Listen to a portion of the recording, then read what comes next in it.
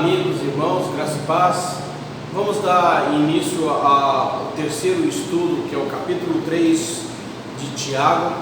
Gostaria que os amados irmãos pudessem abrir suas Bíblias para acompanhar esse estudo. Capítulo 3 de Tiago, versículo 1 ao 12, fala do domínio da língua. Tiago começa a sua carta afirmando que o religioso só é autêntico se refreia a língua. Podemos ver que 1 Tiago 1:26 diz: se alguém supor ser religioso deixando de refrear a língua, antes enganando o próprio coração, a sua religião é vã.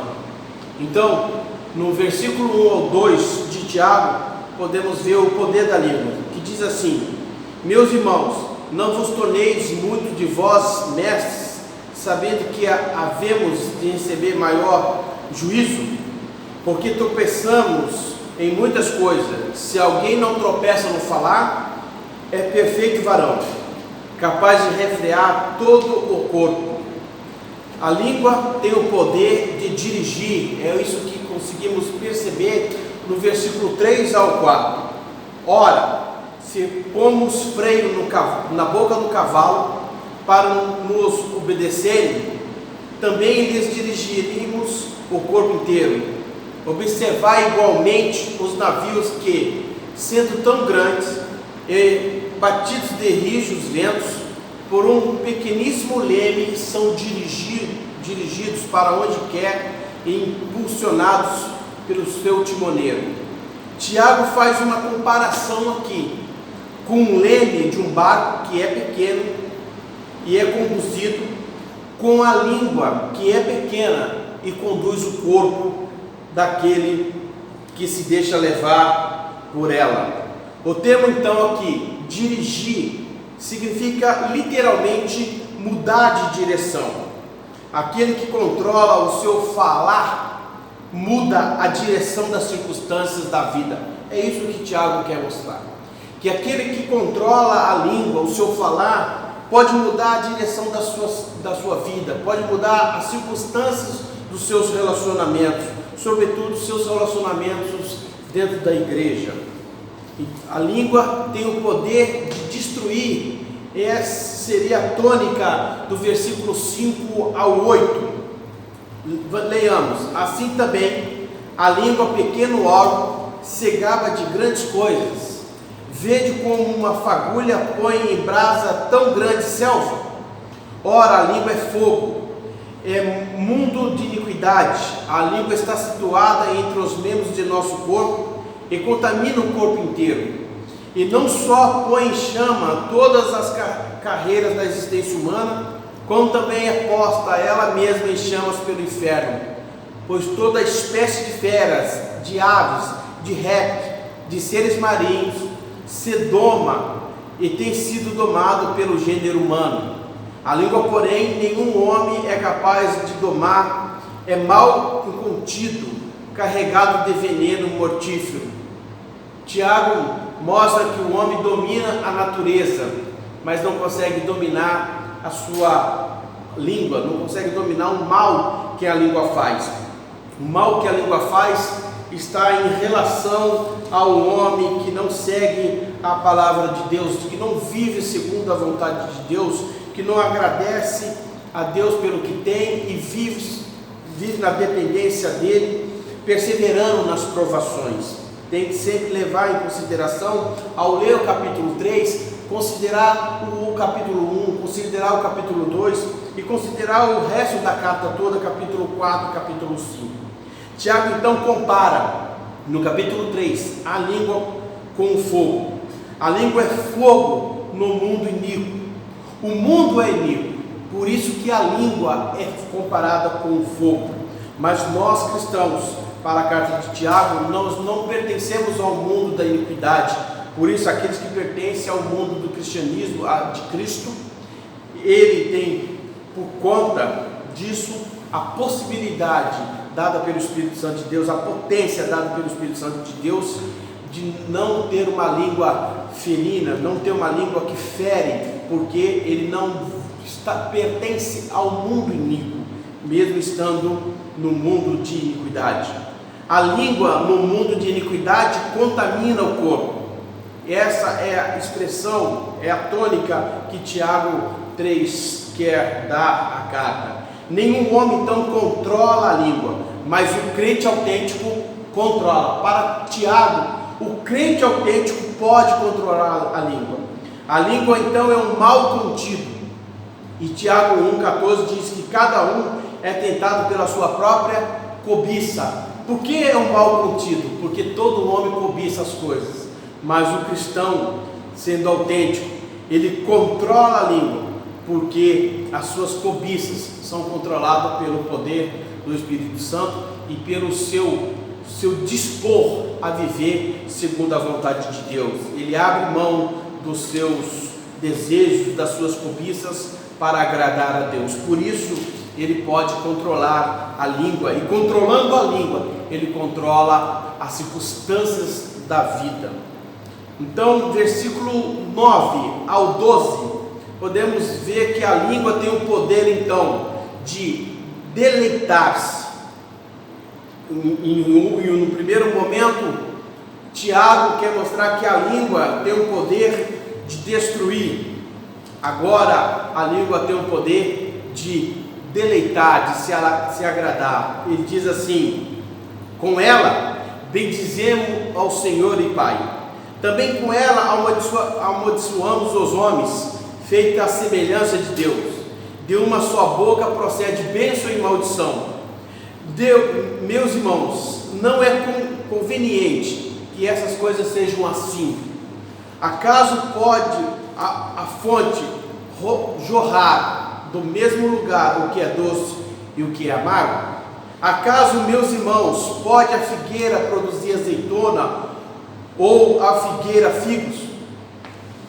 Tampouco fonte de água salgada pode dar água doce. Tiago, em sua carta, deixa claro que os cristãos devem usar a sua língua para adorar e bendizer a Deus. E aí, em momentos de dificuldade, de crise, em momentos de provações, como vemos no capítulo 1 de Tiago, é nesses momentos que a língua tem toda a diferença, porque enquanto que o insensato, enquanto que o rico, nas adversidades, nas provações, vai maldizer ou amaldiçoar, o cristão, à luz do texto de Tiago, nesse momento, ele está bendizendo ao Senhor, mesmo em momento de perseguição, de escassez, de dificuldades. Portanto, para Tiago, o cristão autêntico, ele não pode amaldiçoar e bendizer, ele apenas bendiz a todos e vive uma vida bendizendo a Deus. E bendizer a Deus, ao texto todo de Tiago, é também anunciar o Evangelho, que segundo o texto de Tiago seria a lei perfeita, ou a lei da liberdade. Anunciar a lei perfeita, anunciar a lei da liberdade é anunciar Jesus, é anunciar o amor de Deus, é anunciar a salvação. Portanto, isso tudo é também bendizer a Deus. Quem usa a língua para maldizer e bendizer é um cristão superficial. Vejamos que é isso que o texto também mostra, que o crente, o cristão superficial, ora ele bendiz, ora ele maldiz, ora ele pede, ora ele duvida, e aí tem toda a conexão, amados, com o capítulo 1 novamente, quando podemos ver no capítulo 1, versículo 8, quando diz que aquele que pede, deve pedir sem duvidar, não sendo uma pessoa inconstante. Então, Tiago vai mostrar que o verdadeiro cristão é aquele que não é inconstante. Ele não é inconstante porque ele realmente crê, verdadeiramente ele crê. Ele não é inconstante porque ele confia em Deus, e confiando em Deus, ele persevera nas provações. Ele não é inconstante, ele crê em Deus, e por isso, mesmo quando as provações acontecem, ele sabe que as provações podem trazer tentações, mas tudo isso nada tem a ver com Deus. Deus não tenta ninguém, e Deus auxilia o homem nas suas provações. Portanto, o verdadeiro cristão, ele bendiz e não maldiz, Ele usa a língua para bendizer e anunciar a lei da liberdade, a lei da perfeição que é Cristo. Ele bendiz a Deus e anuncia o Evangelho. Também, o verdadeiro cristão, à luz de Tiago, é aquele que conhece a origem da sabedoria. Tiago agora então, depois de falar do domínio da língua, aqueles que não são sábios, como Provérbios, porque não creem em Deus. Quem não crê em Deus, quem não vive segundo a vontade de Deus, é insensato, não é sábio. Quem não é sábio depende de riqueza, vive pela riqueza, amaldiçoa as pessoas. Quem não é sábio confia nas suas riquezas e vive na injustiça, na prática da injustiça. Mas quem é cristão, quem é de Deus, quem vive pelas bênçãos do alto, esse é sábio. E aí o capítulo 3 faz conexão novamente com o capítulo 1, do versículo 5 ao 8, da busca da sabedoria. E aí Tiago vai no versículo 13 ao 18 mostrar a origem da sabedoria. Quero ler para os amados irmãos, que diz assim, versículo 13: quem entre vós é sábio e inteligente, mostrem mansidão de sabedoria, mediante com digno proceder as suas obras. Se pelo contrário tendes em vosso coração inveja amargurada e sentimento faccioso, nem vos glorieis disso, nem mintais contra a verdade. Esta não é a sabedoria que desce lá do alto, antes é terrena, animal e demoníaca. Pois onde há inveja e sentimento faccioso, aí há confusão e toda espécie de coisas ruins.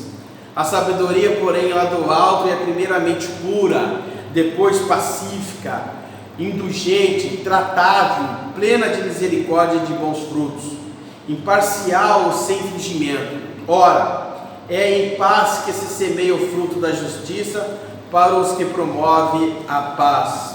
Versículo 13, então, o que podemos ver é que a expressão sábio e inteligente aparece 2 vezes no Antigo Testamento. Faz aqui uma menção a Moisés e a Daniel.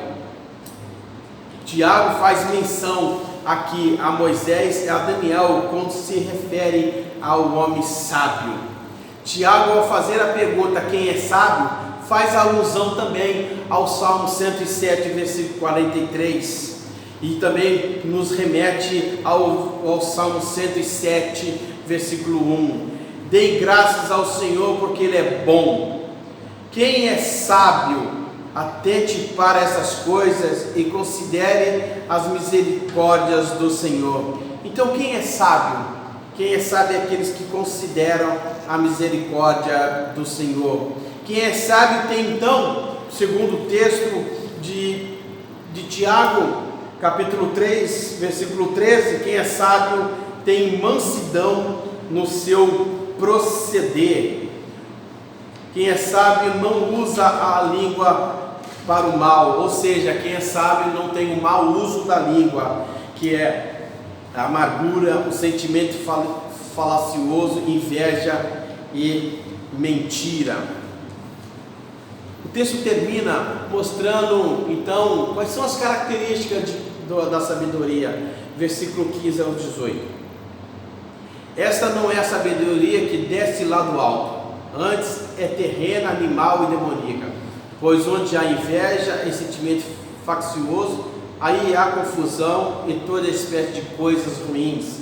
A sabedoria, porém, lá do alto é primeiramente pura, depois pacífica, indulgente, tratável, plena de misericórdia e de bons frutos, imparcial, sem fingimento. Qual é a resposta de quem é sábio, segundo o texto de Tiago, capítulo 3, versículo 13 em diante? Que o temente a Deus no Antigo Testamento agora é o cristão temente a Deus do Novo Testamento. O cristão que vive segundo a vontade de Deus e à luz do texto do capítulo 2, que diz sobre praticar as palavras do Senhor, aquele que pratica a palavra do Senhor. Capítulo 2 de Tiago, aquele que vive não difamando ninguém e nem vivendo uma vida em qual a língua produz guerras e distensões. O que podemos ver é que o cristão, aqui, à luz do texto de Tiago, esse é aquele que é sábio. Quem se julga sábio e não é? Quem se julga sábio e não é, segundo o texto de Tiago, tem coração invejoso e mente.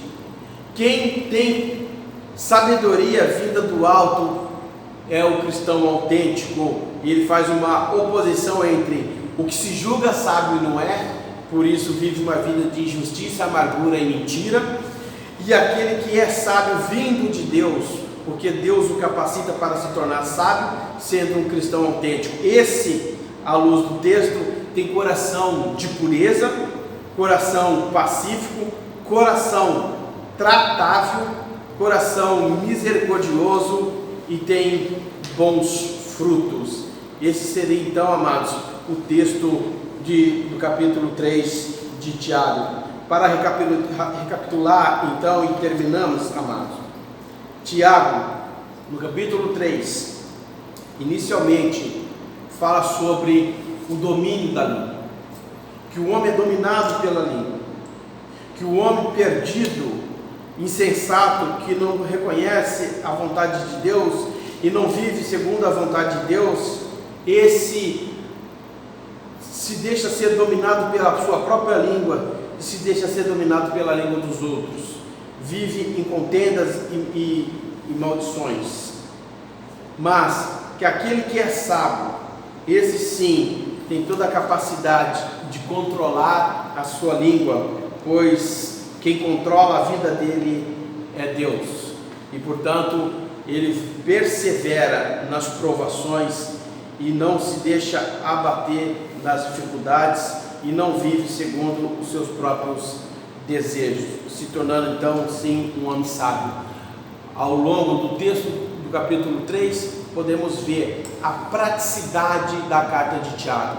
Tiago está preocupado em instruir a igreja dele a ser uma igreja em que as pessoas vivenciam o bem dizer a Deus, a adorar a Deus, e adorar a Deus é pregar o Evangelho, e a ser sábio é viver a cristandade na prática, tendo fé e prática ao mesmo tempo. Que Deus nos abençoe, que possamos em breve também seguir o estudo com o capítulo 4 de Tiago sobre a amizade do mundo, e quem tem amizade com o mundo tem inimizade com Deus. Que Deus nos abençoe, que seja assim. Amém. Um abraço.